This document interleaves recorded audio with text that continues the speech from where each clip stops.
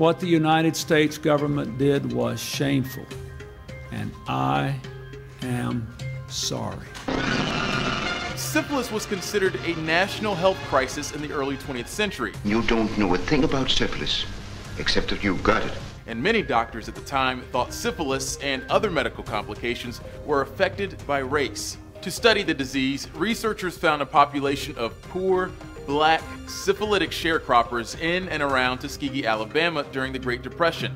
Nearly 400 of the participants had syphilis, while another 200, the control group, did not. In the end, as many as 100 men died from complications related to untreated syphilis, and the message was very clear. Black deaths mattered. Medical doctors deliberately let them die, wanted them to die. Public enemy number one in the United States is drug abuse. In order to fight and defeat this enemy, it is necessary to wage a new all-out offensive.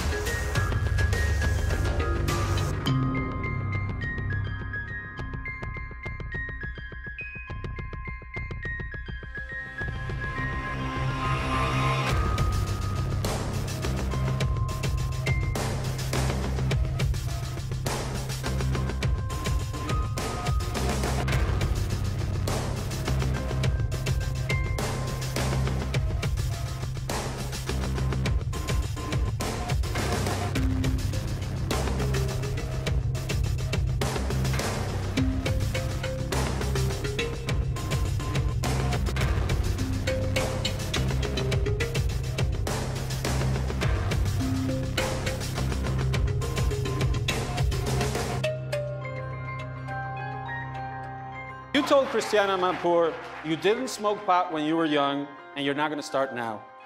When asked about legalizing recreational marijuana, you told her, let's wait and see how it plays out in Colorado and Washington.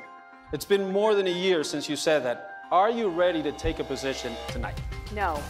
I think that we have the opportunity through the states that are pursuing recreational marijuana to find out a lot more than we know today.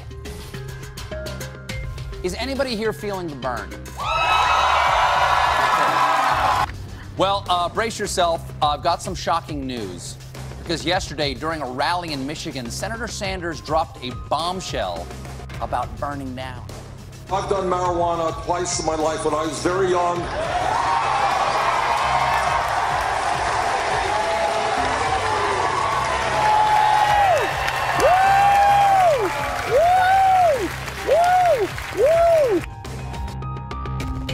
My view, the time is long overdue for us to remove the federal prohibition on marijuana.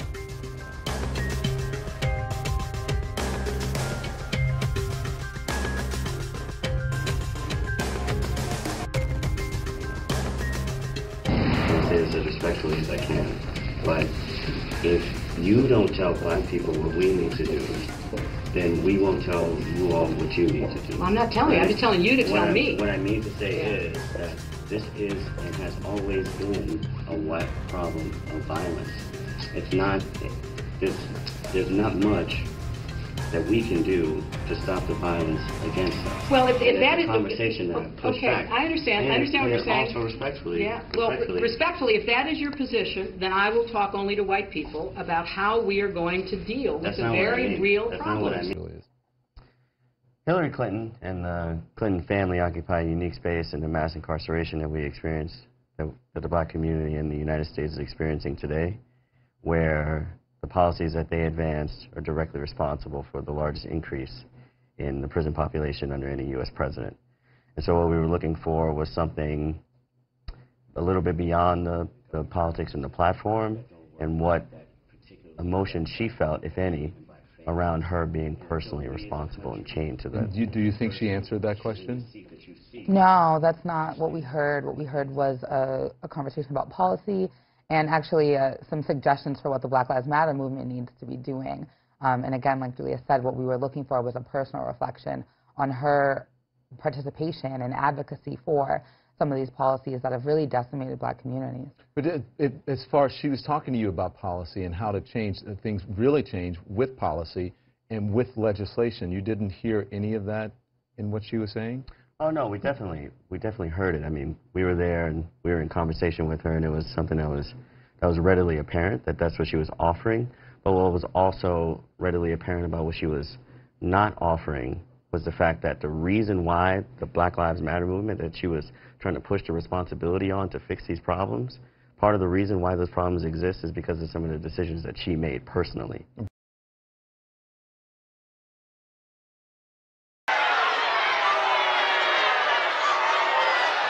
Wake up. It's time our voice be heard, and enough is enough. Everybody needs a chance and a champion. All lives matter.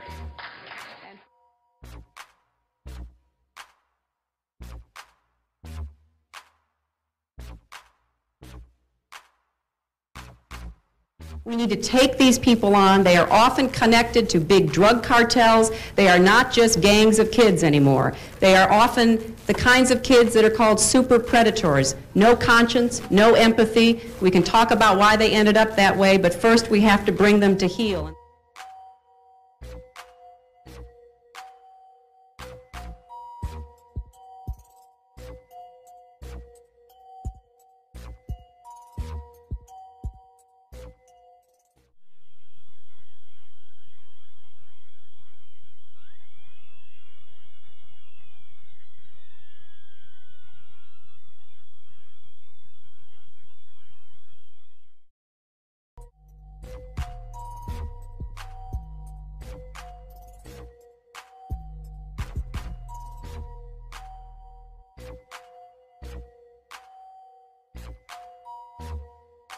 All lives matter.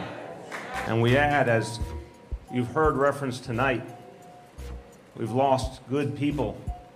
We lost some good young men wearing a uniform to protect us. Also, we should say, blue lives matter.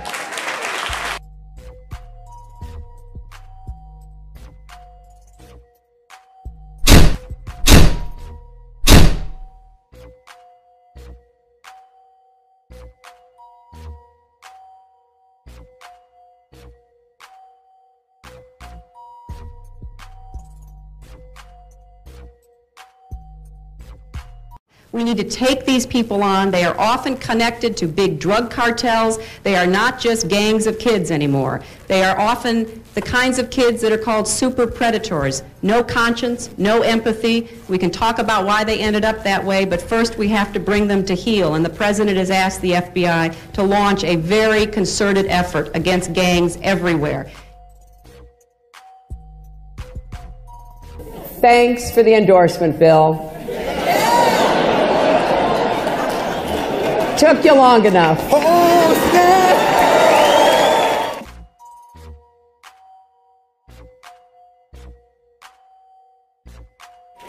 Sorry, Hillary.